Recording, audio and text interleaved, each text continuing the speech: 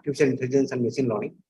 So the kind of data processing and financial software and variety of things they do, obviously this physics, math background has really helped him in some sense, because I could see in his logic kind of things what physicists are used to. So it's a pleasure to have him here, because for young people like the people who are attending here, I would realize that he already is a person in motion. I was talking to him, he already has a small group dedicated towards quantum. So this cloud-based thing, quantum computation, AI, machine learning, they are the things of the future. And here is a person who is exactly in the same line. And I would not talk about Amlan. I will leave it to Ashwini, one of our successful researchers from Calcutta. So Ashwini, the stage is yours, and you can start. Good morning, everybody. Thank you, Professor Panigrahi. It's my pleasure to invite Professor Amlan Chakrabarti, Professor and Director, A.K. Chaudhary School of Information Technology at the University of Calcutta. Professor Chakrabarti has been a visiting professor and researcher at many reputed institutions in India and abroad. He holds a PhD from the University of Calcutta and has worked as a postdoctoral researcher in the School of Engineering at Princeton University. He has several awards and recognitions to his credit, including IEEE Computer Society Distinguished Visitor 2020-22, Shiksha Ratna Award, Department of Higher Education, Government of West Bengal 2018, ACM Distinguished Speaker in 2017, 2020, and many others. He has an extensive teaching record at UG and PG levels and guided 10 students for their PhD. Professor Chakrabarti has worked on several funded projects with 4 patents and 1 copyright to his credit. He has co-authored 4 books and written several book chapters. He has many research papers published in journals and conference proceedings. Professor Chakrabarti is an editor and reviewer of several prestigious technical journals and has spoken at national and international conferences. Over to Professor Chakrabarti. Yeah. So thank you, Professor Panigrahi. Thanks, Ashwini, for this brief introduction. And thanks to ISAR and this fantastic workshop what they're organizing. So it's a very good morning to all the participants too. So what I will discuss today will be basically some experience in the quantum journey and of mine, which initiated from the quantum CAT from my PhD at Indian Statistical Institute, and then at postdoc. And then also I will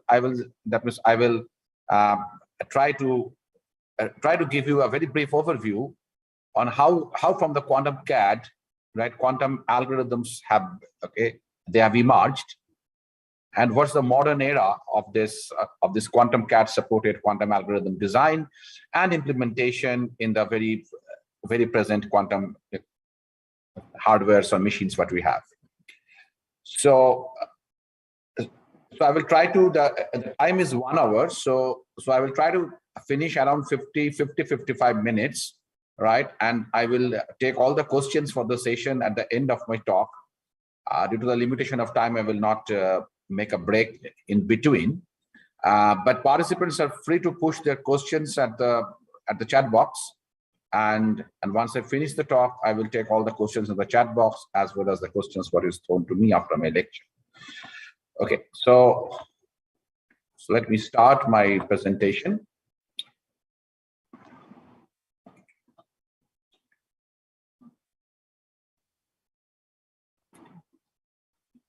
Okay, so I hope that my screen is visible, right, to all of you? Yeah, it's visible. Yeah. Okay, great. So title of my talk is, that is as it comes. It's a computer-aided design for quantum computing. That means I work. In my past history before my academics was an EDA engineer in ORCAD, which is now Cadence. So I had that EDA experience where we try to design and try to try to generate the tools and the algorithms by which we can simulate the designs. Okay, so from that experience, when I just wanted to do my PhD, my supervisor, Professor Shushmita Shurkole, a great researcher on our own way, so she suggested me that why don't we take up a new domain of design. In 2005, I started my research in a statistical institute, and so that made my journey of this quantum CAD. So I will not get into the details of quantum computing because I feel that a lot of talks have been delivered in the fundamentals of quantum computing, right? I will try to get straight into the quantum CAD very soon. Okay, so as we know that why the quantum hype, right? That means from my experience, I am doing this work for the last 17 years almost. Okay, the main bottleneck in the quantum was that means we didn't have enough algorithm initially, right, to focus on the problems which means business, which can generate revenue, because unless we generate revenue, then no technology can survive, right? Because technology is meant for usefulness of the people, and if it is being used by the people or it is good for the people, it will fetch you revenue. So that was one of the things, whether we find good algorithms. The second bottleneck is that whether we have the machines which can really show the power of the quantum computing, right? But these initiatives all are taking a very tremendous pace, right? In the last 10 years, right? In the last 10 years, we have seen that a lot of algorithms have come up. That means almost all the business domains, right? Finance, like the biological sciences, environment, right? So most of many of these domains which are very useful to the people, right, as well as which can generate a lot of revenue, the algorithms or the quantum platforms have been developed to cater their needs. Similarly, quantum hardware came into a big boom, right? D-Wave started it, but then IBM and then so Honeywell and other the companies, organizations started building their quantum hardware, and now we can have the quantum hardware access to the cloud. Okay, so that pushed the researchers also. A lot of motivations generated in terms of academia, in terms of research, in terms of industrial outcome and product development in this particular domain. So this is a progress, right? It's started from the theory of quantum mechanics, right? And then over the years it pushed. Though we know that Richard Feynman was one of the key person who has actually said that we require quantum computing systems in some form, because his motivation was that if we try to simulate or if you try to find some of the mysteries of the quantum systems, we require a quantum computer to run those, to execute those processes. Okay, in the classical systems, will not get the advantage of the quantum phenomenon, and that is one of the major milestone from Richard Feynman. We progressed, and then Peter Shaw and Love Grover, David Deutsch, all actually came into the play and developed beautiful algorithms, right? Richard Joyce, So this is a fantastic journey of quantum computation, right? And quantum hardware came into existence where from 2010 2012, where we started the physical qubits, right? We were discussing about logical qubits earlier, but now we have the physical qubits. Okay, so so we know that why quantum computation is an advantage, or what's a real advantage, right? It's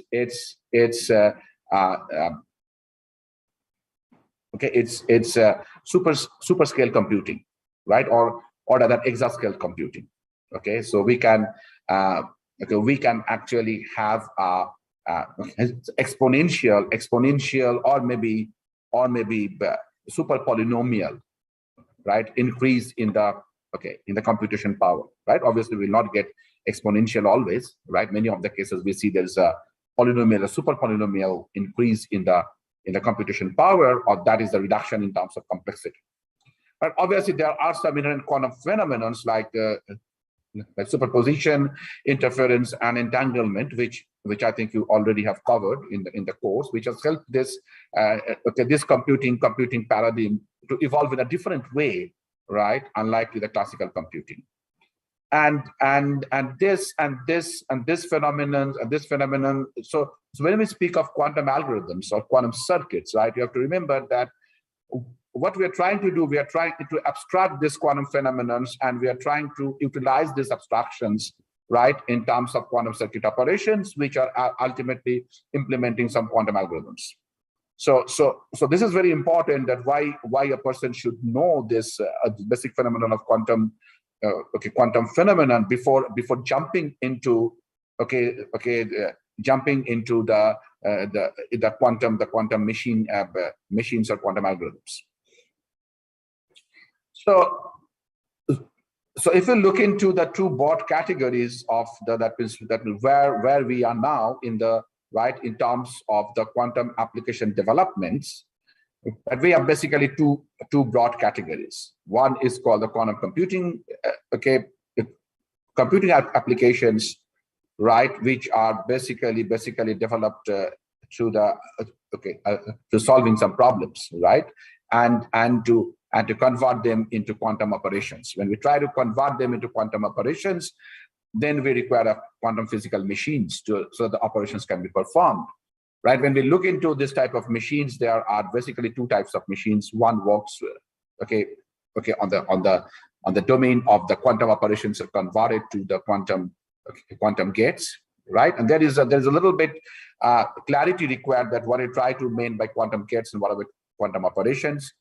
That will be pretty clear when I move on in my quantum CAT portion of my lecture. So there are logical functions. First of all, there are logical functions. The logical functions are decomposed into some fundamental logic functions. So we can have a very high-level logic function that is decomposed into some fundamental logic functions, which are normally called as quantum gates or gates in the logic sense.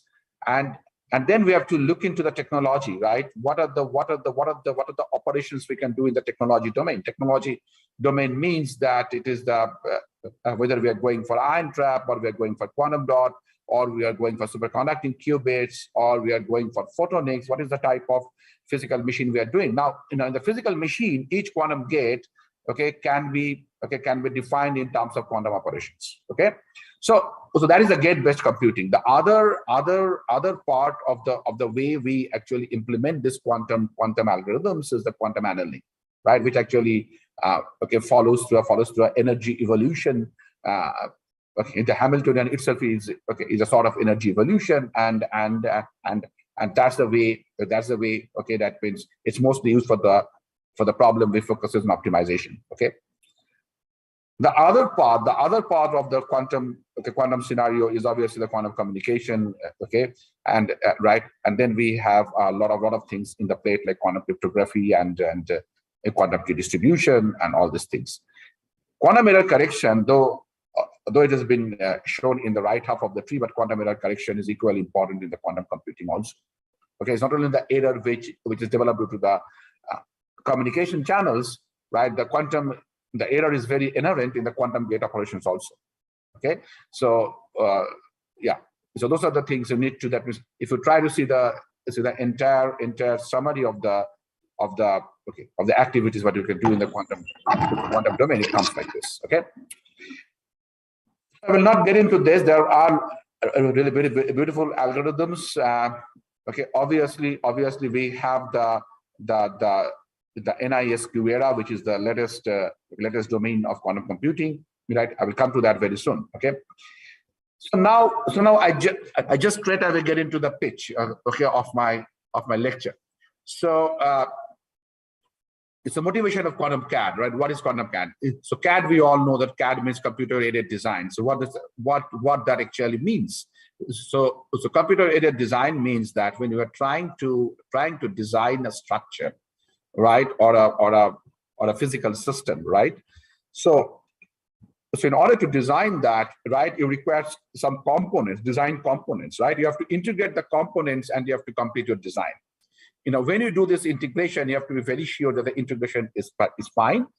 And this integration from the components to the system leads to the desired goals, but you reach to what you need to achieve by the system when it performs physically. Now, this is done in terms of the computation in the virtual domain, because that gives you a lot of flexibility to modulate your components, to change your components without actually doing it physically, right? In the virtual platform, you can, hey, I can add a component X or I can add a component Y, and I simulate the system and I find that whether X gives me a benefit or Y gives me a benefit. Or in the other sense, X have several parameters which I need to set in my design, right? Which parameters will optimize the ultimate goals, or there may be different ways I can combine X and Y. Okay, so all these things, if we try to do in a physical way, it is not possible, right? Because there are so many combinations you can try out, so many alternatives you can try out. You have to try to come up with the best design. So people try it in the computation platform, and all the designs and all the complex designs. Maybe a great push was from the VLSI. Was from the VLSI chip design. A great push to the CAD, and it's still there. A VLSI EDA industry or VLSI CAD is a big industry. Now, whenever we look into the system design, we now get into that CAD perspective and try to play with our design, with the components of our design, with the functionalities of our design, with the performance of our design, and that enables us to develop or to focus on this CAD platform. And similarly, when quantum computing emerged, right, people thought about that, hey, how I can find the goodness of the quantum systems, how I evaluate the goodness of the quantum systems, how I can find or generate the alternative paths, right, of the components that we used in the quantum design. The components may be a very primitive quantum gate, or maybe a large quantum module, okay, whatever it may be. So that's the way how the quantum CAD plays a great role in the development of the quantum systems and making the quantum algorithm and the quantum hardware closer to each other. Okay.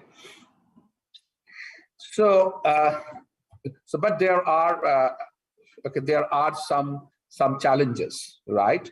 There are some serious challenges in the quantum CAD and to capture those entirely in the CAD domain, right? Now, the most important is that means how you can make the model of a qubit itself, right? Qubit is the smallest possible quantum state, right? So there are some quantum properties like decoherence, right? Superposition, right? How you impart them in the CAD, right? Because those are actually, because your CAD system is running in the classical, okay, in the classical computer, right? And you are having those particular phenomena which are essentially quantum. How to represent those phenomena, right?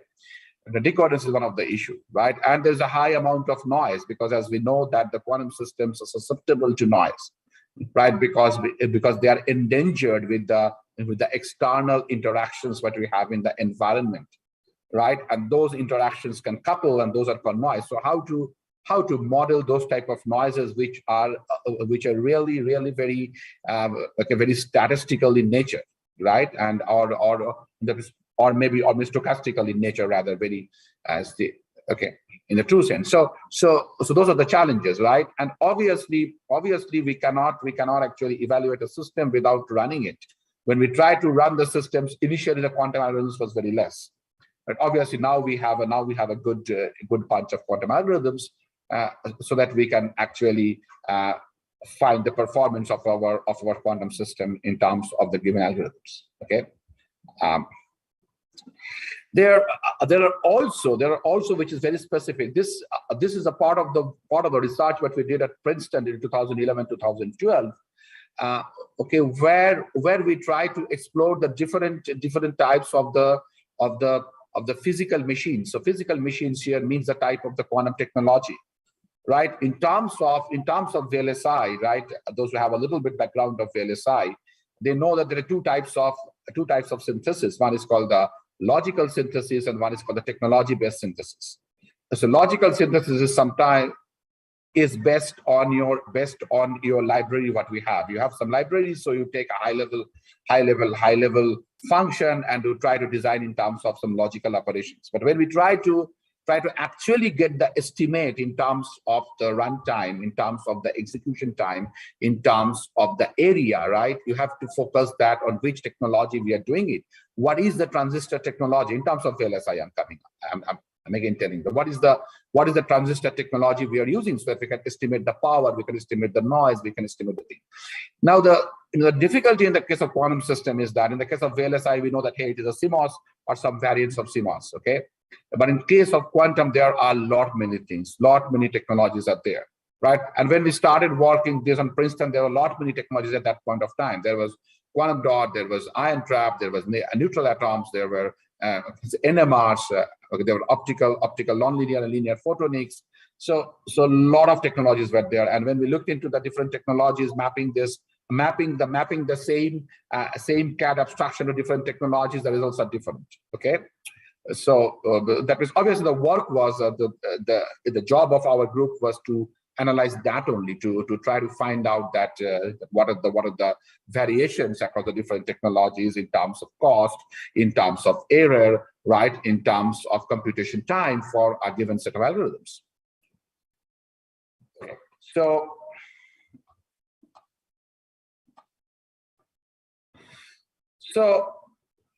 So obviously there are a lot of application areas, okay, where we can try to capture the industry challenges. I have listed a few, like the optimization in general.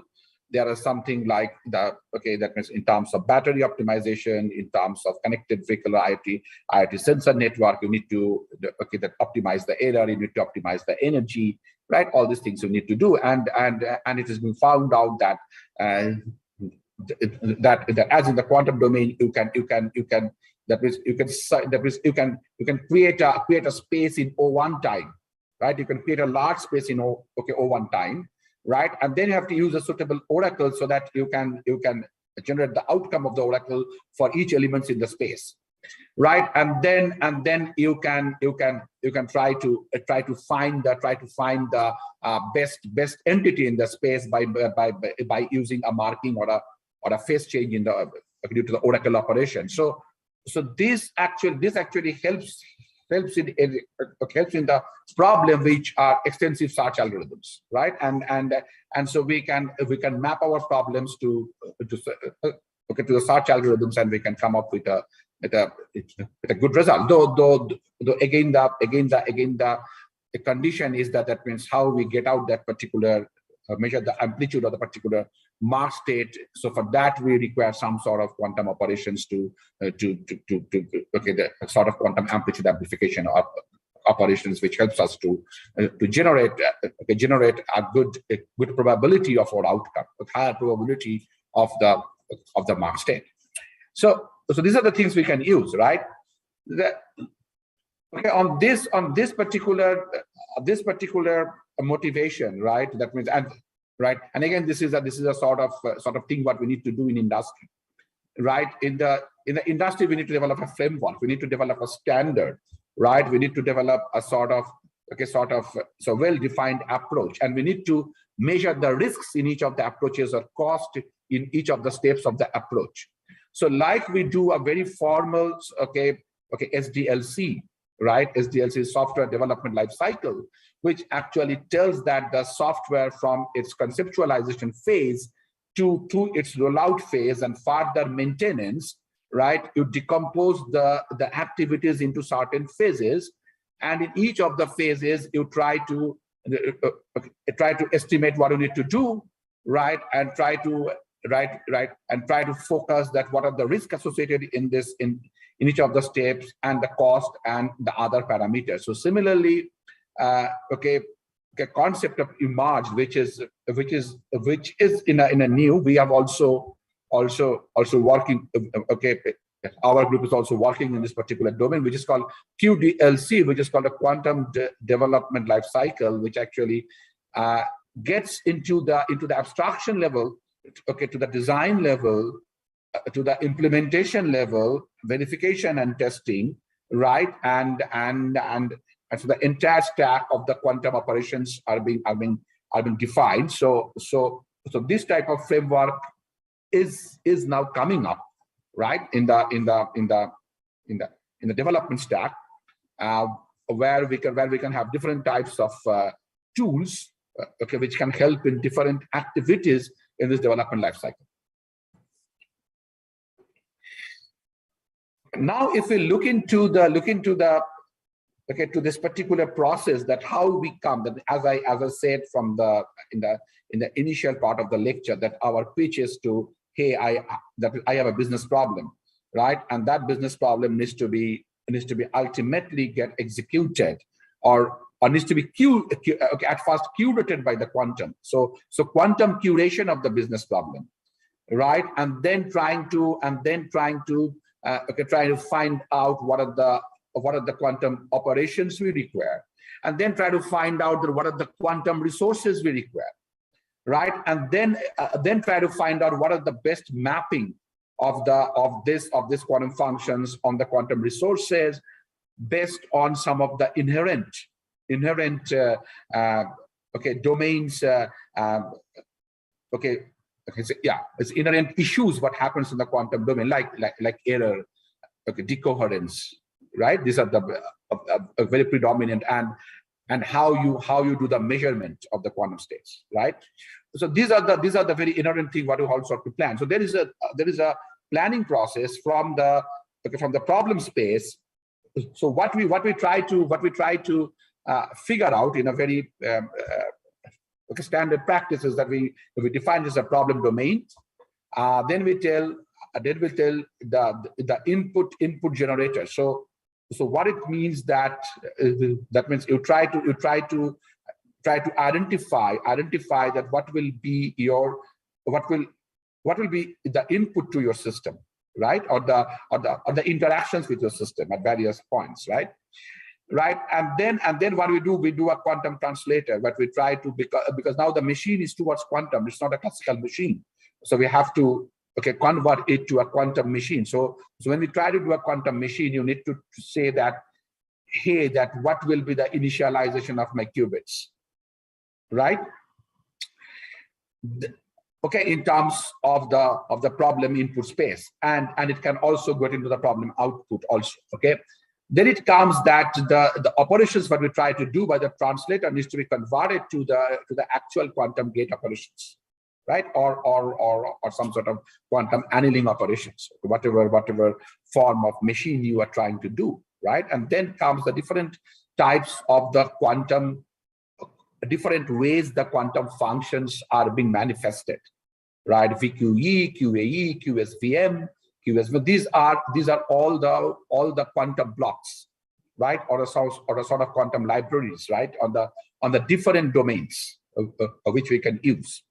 According to my problem domain, I know that what are the algorithms I need to implement. Based on the algorithms, I can find out these libraries, right? And then there is a hell lot of optimization, which I will show you a bit details in this. That is the prior mapping to the hardware.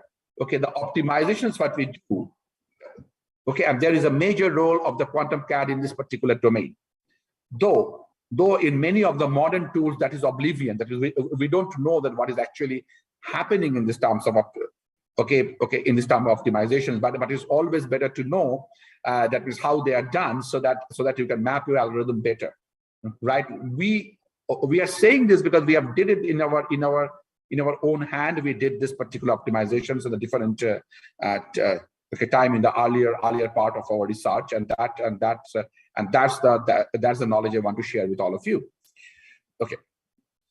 So let's actually skip something in the between. So this is I don't know whether you are you are able to say this particular type of thing. So these are called identities, okay, quantum identity rules, right? These quantum identity rules, okay, makes your optimizations efficient. Now, what does it mean? That means if I would have a board, I could have explained it very easily, but still I'm trying to do that. Okay, so when you actually decompose a particular quantum function, right, or a quantum algorithm into an array of quantum gates, right, then you can find there are windows, right, and in the windows you can find that here there is a sequence of gates, right, which can be represented in the other form, right? And then you can ask me that, sir, why you are doing this representation? Now, this representation can be of two ways. One way is that this particular gate representation can reduce the error, right? And another one is that in terms of the technology, what is there at the back end, right? Maybe this combination of gates are more costly, right? Maybe those combination of gates are cheaper, right? And in sometimes what happens is that we can reduce the count of the gates also, right? The number of operations can also be reduced because you can have some operations due to the reversible nature of this quantum. If you have a sequence of operations, they can get nullified, right? They can get cancelled, right? So these are the ways, okay, you can generate. And what we did, you can get to this particular IEEE transactions paper in TVLSI paper, where we have generated different types of this gate combinations, right? And we generated the identities, right? And when we these are the offline generation. So we generated a tool which will generate a lot of combinations and try to find that which combinations are exactly matched to which combinations, and we generated an entire list. Now, when we do that, that is how it helps in your online process. Online process means when you are a CAD designer, you have given a description, okay, that is in form of a chasm type of input, right? How your tool will identify this and will try to use this optimization. Yeah, so that is the important part, and that works internally in the CAD. Okay, so the descriptions what you give, the gate descriptions what you give are being abstracted, right, and being gone through those optimization windows, right, and they are ultimately optimized. That means they are replaced, and those replacements gives the optimizations in terms of the error, or in terms of the time of execution. Okay, so you can go to the paper. It is a very extensive paper, right? Again, due to limitation of time, I cannot get it. That means discuss it on a full-blown fashion, but there are different gate level identities which can be used. Okay.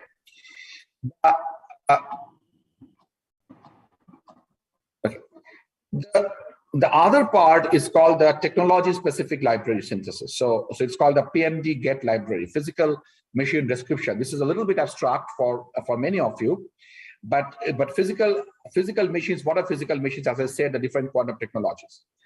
Now, what this description means? Okay, this may be a little bit query to some of you who have not not gone to that far, because now. That means I will just share my quantum experience. Now the quantum researchers who are working in different labs of the country or different research organizations, they have a little bit easier life, right? Because why? Because you have the libraries or the modules already there in your which are optimized in your tool chain, right? In our times, 15 years ago, we didn't have the tool chain. Right, we have to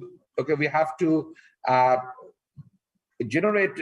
Okay, we have to do some sort of so auto estimator or auto generator, right? Cost estimator based on the different cost values. We have to do a search operations on the quantum operations, right? And we have to take the cost metric. The cost metric, one is logical, which existed for some time. I'm not getting the, not telling you the reference, but actually at Princeton in this work, we have actually considered the physical cost. Okay, so physical cost, that was, and also you will be surprised that many of the technologies, the gate libraries, the fundamental gate libraries, what you use, right, to synthesize a high-level quantum circuit, are also different from technology to technology. So I will introduce the next level of the tool what we developed, and still it is very well in practice, called FTQLS, where you can choose the technology, and once you choose the technology, what happens?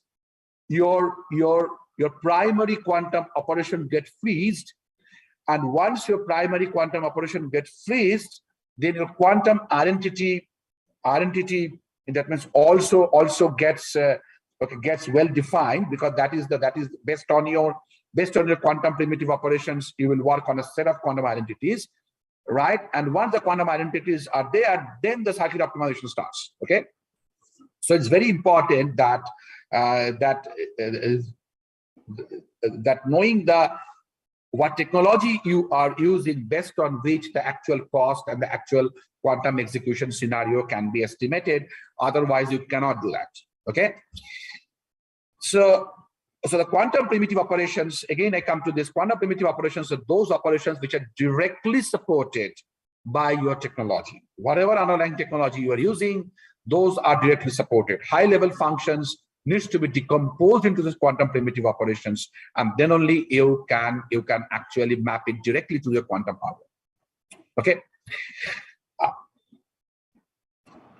So one thing is that I will just tell that what is this cycle? This cycle is, I think, the first quantification term we used in our work, right? That was, yeah, almost 10 years ago.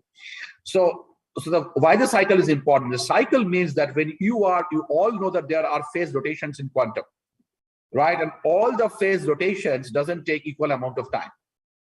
Okay, so these phase rotations, each of the phase rotations, okay, are being computed in terms of a particular unit abstraction, which is the one that means a particular unit phase rotation takes one cycle time, but other phase rotations is a multiple of that particular unit phase rotation. So based on that, based on cycle time was also computed. Okay, so these are the things what you can do in the window-based approximations. Okay, these are the equivalent circuits. Okay, equivalent identities, and these all identities, okay, for the different specific technologies, for different specific gates, helps us to define a very optimized quantum circuit, which can be mapped to the specific technology hardware. It's not getting into details, so we analyze the technology based, and we analyze the different gates, and we try to right. And if you see this.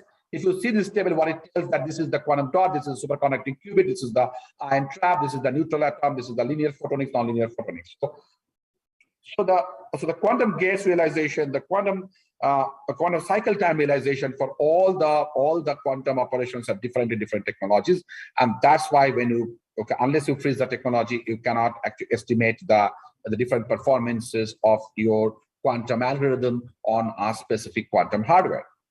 Okay. Right, and next I come to the next type of flow, which is called a FTQLS flow, which is called a fault-tolerant quantum logic synthesis. Okay, this fault-tolerant quantum logic synthesis is a very extensive flow. All right, and I will just tell that before this IBM Qiskit era came, FTQLS was the most prominent tool. Okay, which worked for the researchers to evaluate the performance of a quantum circuit.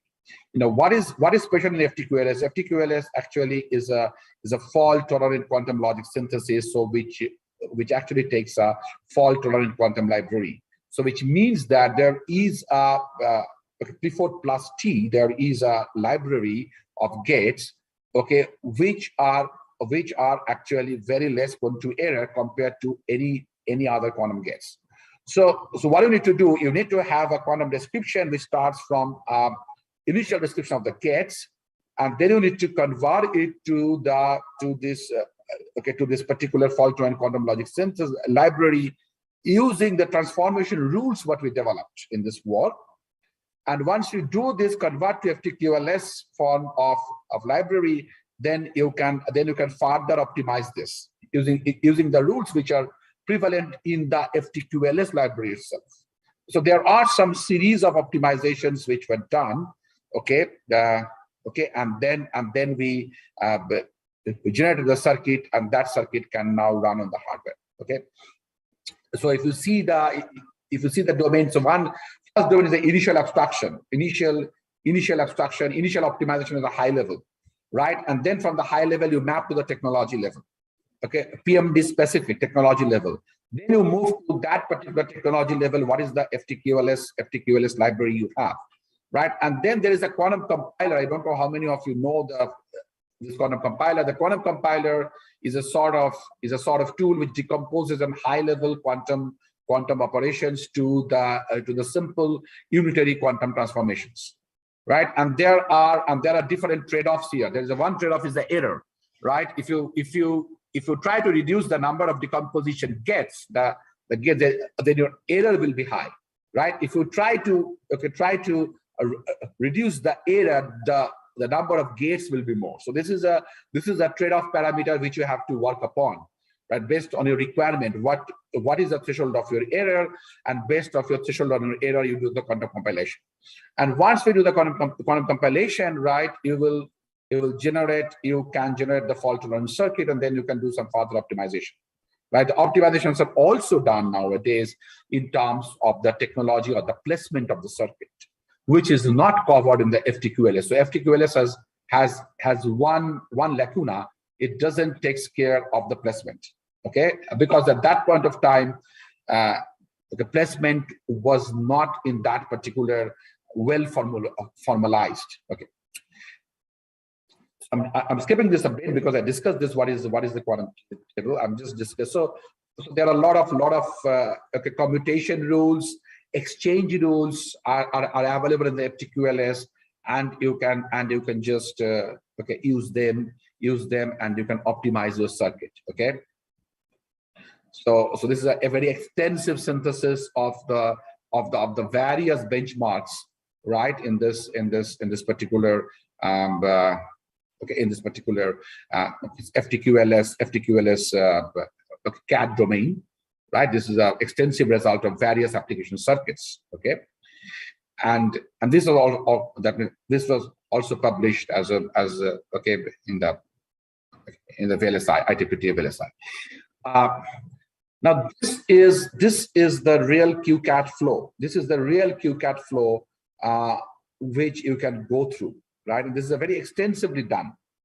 Okay, that means and each of the components development, each of the components have a lot of research scope in the quantum CAD domain, right? Those are interested in quantum CAD domain, they can work on each of these components. Okay, so how it starts? It starts with a QCL. QCL is something like a quantum a quantum compilation, right? It is a high level language, okay, by which you describe the quantum algorithm. Okay, then what it does, then it converts the algorithm to a circuit description, a netlist description. I think those who are familiar with EDA or CAD, they know what is a netlist. Netlist means that you have some components and the interconnection between the components, right? In terms of input, output, control input, all these things. This is called a netlist, right? And this chasm generates a netlist. And then what happens is that means you can emulate the netlist because you have done a transformation. You have done a transformation which actually transforms the algorithm space to the netlist space. It transforms the algorithm space to the netlist space, which is a transformation, and you have to validate that whether the transformation is right. So you have a sort of emulator, but the real physical game works here. So from the netlist, you can also extract the GUI tool. But the most important part is that you actually now push this netlist to an optimizer. Optimizer works in different ways. One job of the optimizer is to decompose the multi-control truffle in the MCT. Another part of optimizer is a technology-specific synthesis based on the PMD. Another part of optimization is the fault-tolerant synthesis. So, I have a description to your actual system, actual quantum hardware mapping. Okay. Yeah, I know that I've given a very little time to explain this very elaborate structure, but I don't have any other way to do, right, with limitation of time. So Professor Panigrahi, I can stop here if I have crossed the time limit, or otherwise I can just pick up about 2-3 minutes on some of the recent work what we have done. If you allow, if time is there, yeah. Sure, please. Yeah. 2 minutes. 2 minutes is okay. Okay. Okay, great. Thank you, Ashwin.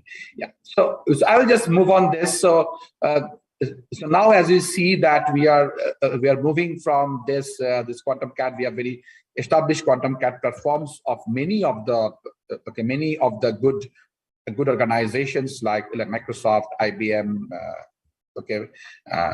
Rigetti, Atos. They're all coming with this. So now I think the more orientation is towards how we can use this quantum infrastructure, having the knowledge of CAD, knowing that, okay, these are the processes which have happened in the systems to make the systems realize the quantum hardware and execute the quantum algorithms, that how we can plan our quantum algorithms and the quantum business development platform. So one of the recent work, what we have done is basically the QIQT. This is a distributed quantum compiler. This has been this paper is now available in the Springer Nature, in the Springer Nature Computer Science Journal. This is now available.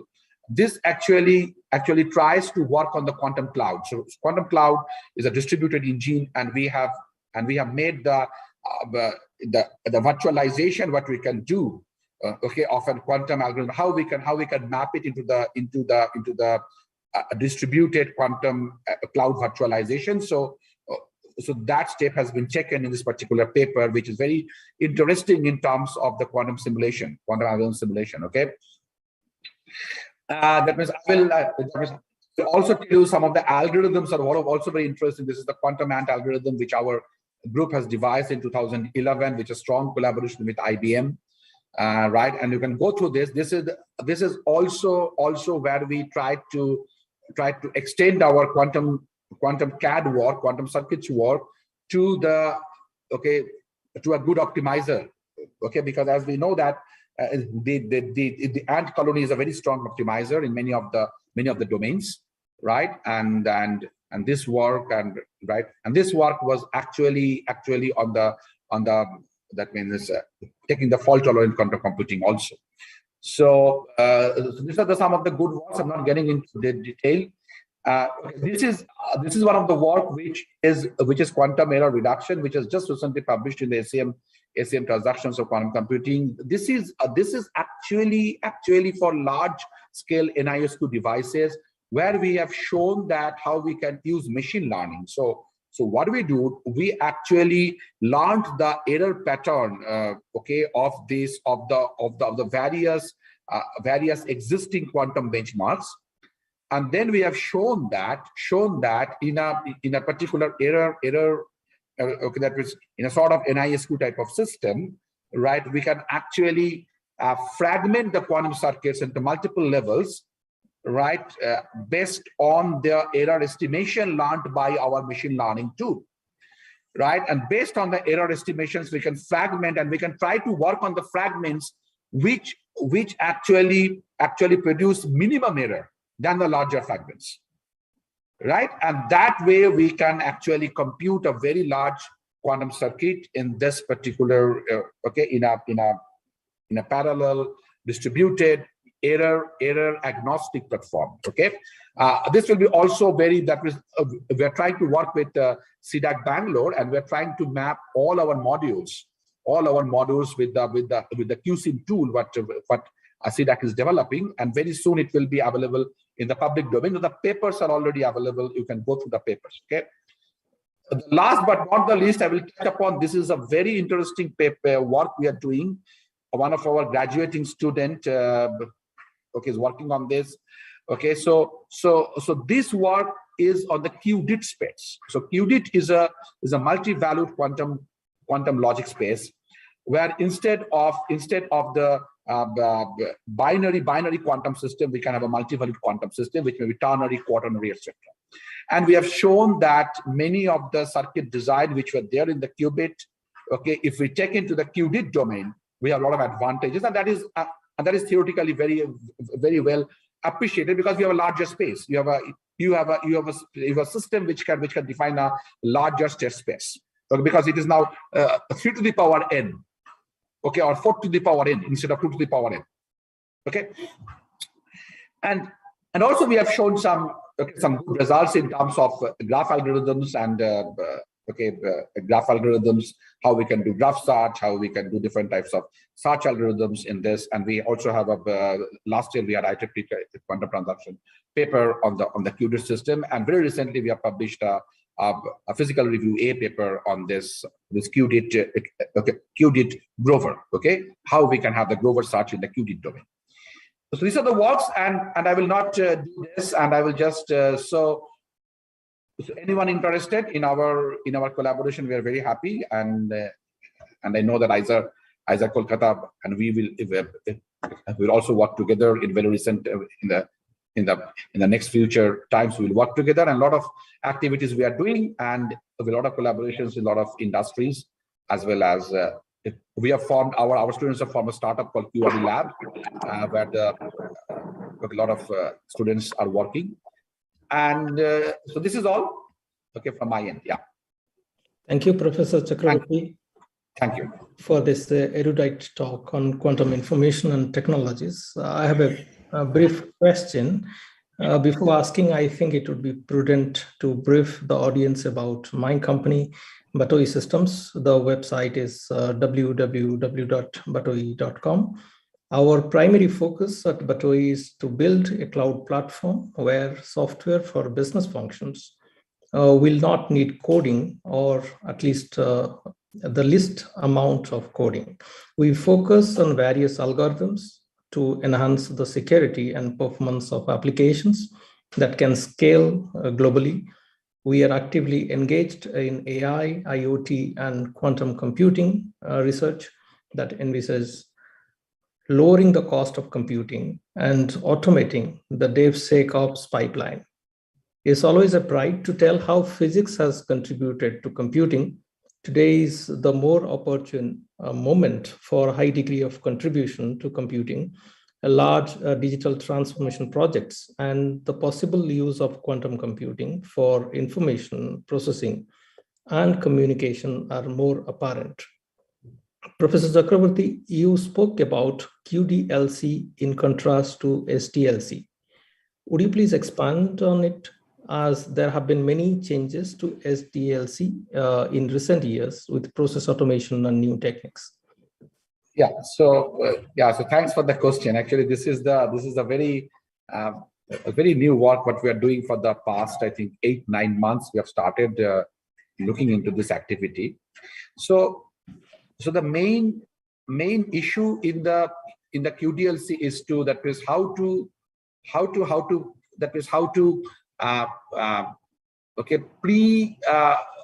pre-thought about the quantum supremacy for a given business problem. Okay, because when we do the design analysis and the what I can say in the terms of a feasibility study in the classical SDLC, right? You have some parameters you try to work on, right? In the case of the quantum algorithms, that means business problems, the main question is that means whether we will at all have the quantum supremacy, because all computing algorithms doesn't guarantee that they will have a supremacy in the quantum domain.